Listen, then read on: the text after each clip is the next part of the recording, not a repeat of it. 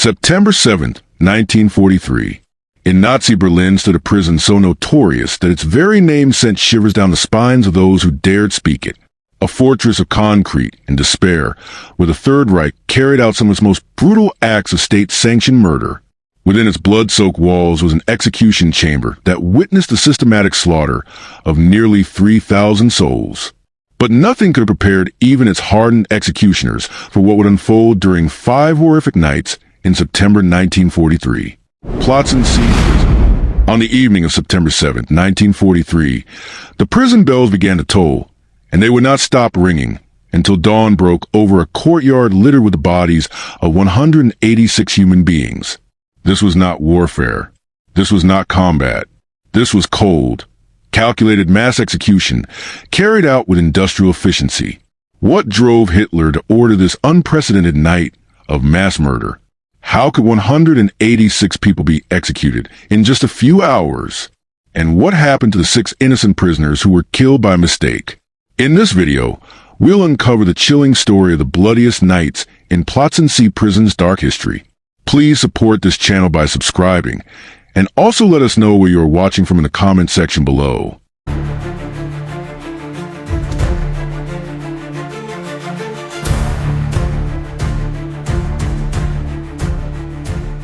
Plötzensee prison had served as Berlin's primary execution site since the Nazis rose to power. What began as a conventional prison transformed into something far more sinister under Hitler's regime. When the Führer abolished the traditional method of execution by axe, he ordered the Reich Ministry of Justice to modernize their killing apparatus. The prison became equipped with Germany's most efficient instruments of death. The execution chamber itself was housed in a converted brick shed within the prison courtyard. Here, 2 methods of execution operated side by side with terrifying efficiency.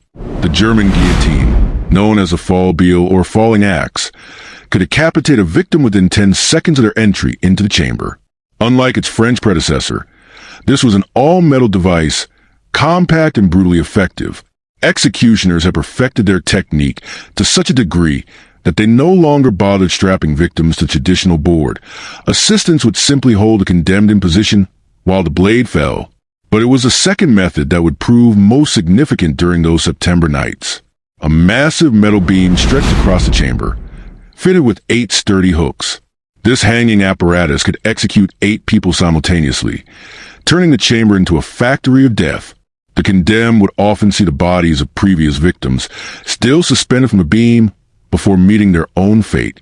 The cruelty extended beyond the executions themselves. Families were forced to pay 300 Reich marks for the privilege of having their loved one executed, plus 1.5 marks for each day of imprisonment. After death, the bodies were handed over to university anatomists for medical experimentation, a final violation of human dignity. By September 1943, the war was turning against Germany. Allied bombing raids on Berlin had intensified, and on September 3rd, Plötzensee prison took a direct hit. Bombs destroyed part of the main cell block and damaged the execution shed. Most critically, the guillotine was broken and would need extensive repairs. Hitler's reaction to the bombing was telling. He wasn't enraged by the destruction of his capital or the threat to civilian life. Instead, he was furious that prison officials hadn't executed more prisoners before the raid. At that moment, approximately 300 condemned prisoners sat on death row, their appeals for clemency gathering dust on bureaucrats' desks. The Führer's rage translated into immediate action. All pending appeals were summarily rejected.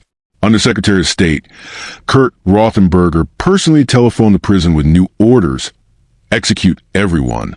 The damaged guillotine meant only one method remained available: the hanging beam. Chief Executioner Ernst Reindl and his assistants knew they faced an unprecedented task. While the guillotine lay broken, the metal beam and its 8 hooks remained intact. They would have to work through the night, carrying out mass hangings on an industrial scale. On the evening of September 7, 1943, the machinery of death began its most horrific operation. A regional court director arrived to oversee the proceedings, accompanied by the public prosecutor to ensure legal formalities were observed. What followed was systematic murder disguised as justice. One by one, prisoners were led from their cells to the courtyard execution chamber. The process was brutally efficient. Assistants would seize the condemned. Reindl would place a noose around their neck. They would be made to stand on a wooden step. And then the step would be kicked away. 8 people died simultaneously, suspended from a beam as the next group was brought in to witness the fate that awaited them. Unlike the quick death offered by the guillotine, hanging was slow strangulation. Victims could take up to 20 agonizing minutes to die, their bodies convulsing as life slowly ebbed away. The executioners worked with relentless efficiency, pausing only to remove bodies and prepare for the next group. In their haste and the chaos of mass execution, mistakes were inevitable. 6 prisoners who had not been condemned to death were accidentally dragged to the chamber and executed alongside the others. Their wrongful deaths were quickly covered up by the Ministry of Justice. 6 more lives erased without even the pretense of legal process. By morning on September 8th, 186 human beings had been murdered, but the killing wasn't over. After a 12-hour break, the executioners returned to their grisly work. 4 or 5 more nights, the hangings continued until September 12th, claiming over 250 lives in total. Among the victims was Herbert Baum's resistance group, young Germans who had dared to oppose Nazi propaganda. 22-year-old Herbert Kosnay, who had merely associated with anti-Nazi activists, found himself hanging beside his friends on that first terrible night. Their crime? Believing that Germany deserved better than Hitler's tyranny. The victims included Czech resistance fighters, French prisoners, and German citizens whose only offense was refusing to surrender their conscience to Nazi ideology. Men and women, young and old, all met the same fate on Reindl's hanging beam. The bloody nights of Plötzensee prison represent one of the most concentrated acts of judicial murder in Nazi Germany's history. In just 5 nights, more people were executed than most nations carry out in decades. It was state terrorism at its most efficient, a calculated campaign to break the spirit of resistance through overwhelming brutality. When Soviet forces liberated Berlin in April 1945, they found Plötzensee prison abandoned, its execution chamber silent at last. The hanging beam remained, a stark reminder of the industrial-scale murder that had taken place there. Today, the site serves as a memorial to the thousands who died within its walls, victims of a regime that turned killing into a bureaucratic procedure. What many don't realize is that Plötzensee prison's transformation into a killing machine didn't happen overnight.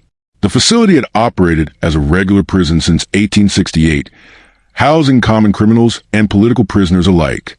But when Adolf Hitler seized power in 1933, everything changed. The new regime needed efficient methods to eliminate opposition, and existing prisons like Plotzensee were perfect for this dark purpose. The prison's location in Berlin made it strategically valuable to the Nazi apparatus. Just miles from the Reich Chancellery, it could quickly process prisoners sentenced by the notorious People's Court, presided over by the fanatical judge Roland Freisler. This kangaroo court operated with frightening efficiency, condemning thousands to death for crimes as minor as listening to foreign radio broadcasts or making jokes about Hitler. Judge Freisler himself was a terrifying figure who turned legal proceedings into theatrical performances of Nazi ideology. Dressed in blood-red robes, he would scream at defendants, denying them proper legal representation, and predetermine their fate before trials even began. His courtroom became a conveyor belt feeding victims directly to Plotzensee's execution chamber. The prison staff adapted to their new role with disturbing enthusiasm. Chief Executioner Ernst Reindl, who had previously worked at other German prisons, relocated to Plotzensee specifically to oversee the increased execution schedule. A cold, methodical man, Reindl took pride in his efficiency and often boasted about his ability to kill multiple prisoners in rapid succession. Reindl's assistants were carefully selected for their psychological suitability for mass killing. They underwent training in the most efficient methods of restraining prisoners, positioning bodies for execution, and maintaining the equipment. The Nazi regime had transformed execution from a solemn legal procedure into an industrial process, complete with quotas and performance metrics. The daily routine at Plotzensee was deliberately designed to maximize psychological torture. Prisoners on death row could hear the bells that announced each execution, knowing their own time was approaching. They were kept in tiny cells, often in complete darkness, with minimal food and no contact with the outside world. Many spent months or even years awaiting their fate, slowly going insane from the psychological pressure. Guards were instructed to provide prisoners with no information about when they would be executed. This uncertainty was itself a form of torture, as condemned individuals never knew if each day would be their last. Some prisoners were told they were being taken for questioning, only to find themselves in the execution chamber. This deception was deliberate. The Nazis had learned that cooperative prisoners were easier to handle than those who knew they were about to die. The execution chamber itself was designed with clinical efficiency in mind. The converted brick shed measured approximately 6 by 4 meters, painted entirely in white to make cleaning easier after executions. A single electric bulb provided harsh lighting, casting stark shadows on the walls. The floor was slightly sloped toward a central drain to facilitate the removal of blood and other bodily fluids. Before the installation of the hanging beam, the guillotine was the primary method of execution. This device, manufactured by the firm of Tegel and Company, represented the pinnacle of German engineering applied to killing. Unlike the historical French guillotine, which used an angle blade, the German version employed a straight blade that fell between two metal posts. The mechanism was powered by a 60-kilogram weight that drove the blade downward with tremendous force. The efficiency of the fall beal was legendary among executioners throughout the Reich. Records show that Reindl could decapitate a prisoner in as little as 6 seconds from the moment they entered the chamber. The process was streamlined. Assistants would immediately seize the prisoner, force them face down onto a small bench, secure their head in a wooden block, and signal the executioner to release the blade. Death was instantaneous, and the body would be removed within minutes to make way for the next victim. But even this efficiency wasn't enough for the Nazi killing machine. As the war progressed and resistance activities increased, the number of death sentences skyrocketed. The single guillotine simply couldn't keep pace with demand. This led to the installation of the hanging apparatus in 1942, a decision that would prove fateful during those September nights in 1943. The hanging beam itself was an engineering marvel of death. Constructed from high-grade steel and securely anchored to the chamber walls, it could support the weight of 8 adult bodies without sagging. The hooks were positioned precisely to ensure bodies wouldn't interfere with each other during the execution process. Nazi engineers had calculated the optimal spacing to maximize efficiency while minimizing complications. The psychological impact of the hanging beam on prisoners was immense. Unlike the guillotine, which offered a quick death, hanging was slow and agonizing. Prisoners could see each other dying, their faces contorting in pain as life slowly ebbed away. This spectacle was intentional. The Nazis believed that forcing prisoners to witness the suffering of others would break their spirit and make them more compliant. Medical records from the prison revealed the clinical attention paid to the execution process. Prison doctors were required to certify each death, timing how long each prisoner took to die, and noting any complications. These records show the hanging deaths typically took between 8 and 20 minutes, depending on the prisoner's body weight, neck strength, and the precise positioning of a noose. The prison chaplain, Pastor Harold Poelchaw, provided one of the few sources of comfort for the condemned. Despite significant personal risk, Poelchaw maintained detailed records of the prisoner's final words and last wishes. His secret diary, discovered after the war, provide haunting testimony to the courage and humanity of those who faced death at Plötzensee. Many prisoners use their final moments to send messages of love to their families. Others proclaimed their continued faith in the eventual defeat of Nazism. Some expressed no regret for their actions, declaring they would resist again if given the chance. These final statements, preserved by Pastor Poelchaw, serve as powerful testimony to the unbreakable human spirit in the face of ultimate evil. The selection process of September 1943 mass executions reveals the arbitrary nature of Nazi justice. Some prisoners have been awaiting execution for months or even years, while others have been sentenced just days before. The list included members of resistance groups, foreign workers accused of sabotage, German citizens convicted of defeatist statements, and even some individuals whose only crime was being in the wrong place at the wrong time. The physical process of the September executions was documented in horrifying detail by surviving prison staff. The condemned were awakened at 6 p.m. and told to prepare for transfer. They were given a final meal, typically bread and ersatz coffee, and allowed to write one last letter, which would never be delivered. At 8 p.m., the first group of 8 was led to courtyard. The execution chamber had been modified for maximum efficiency. Additional lighting had been installed to allow the executioners to work through the night.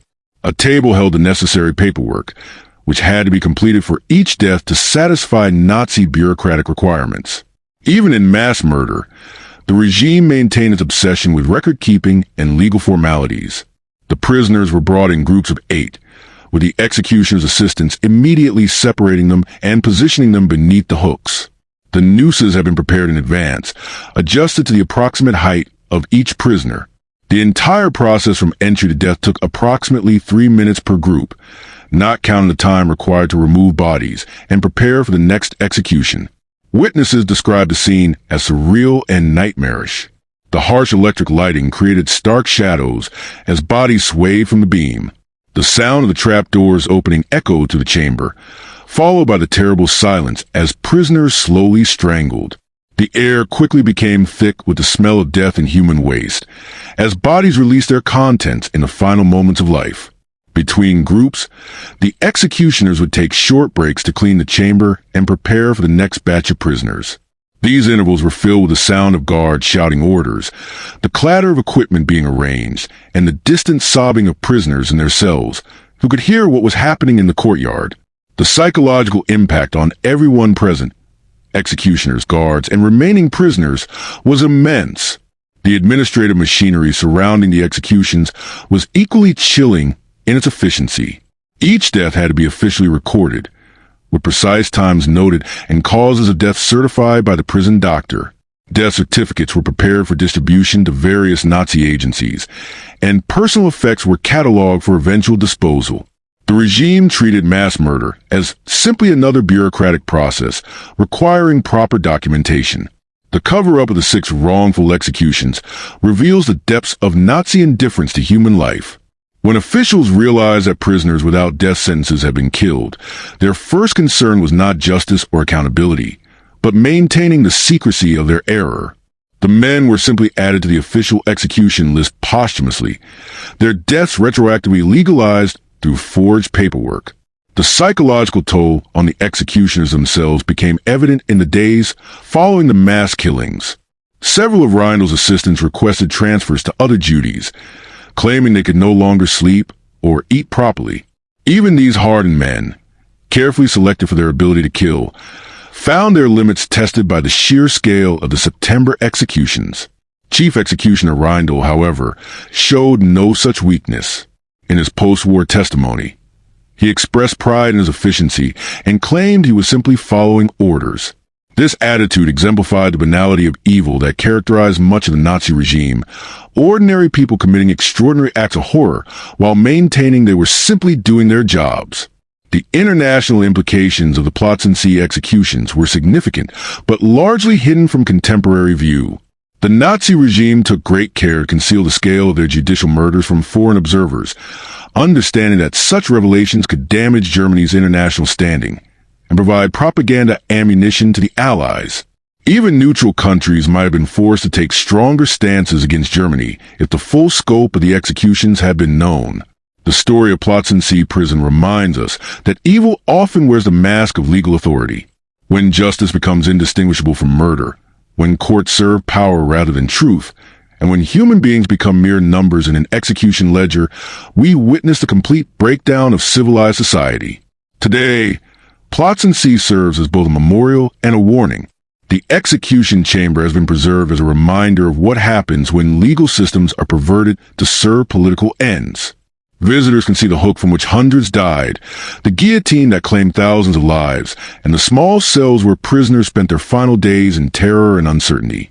The names of the victims are now inscribed on memorial walls, ensuring that those who died as anonymous numbers in Nazi records are remembered as individuals with hopes, dreams, and families who mourn their loss.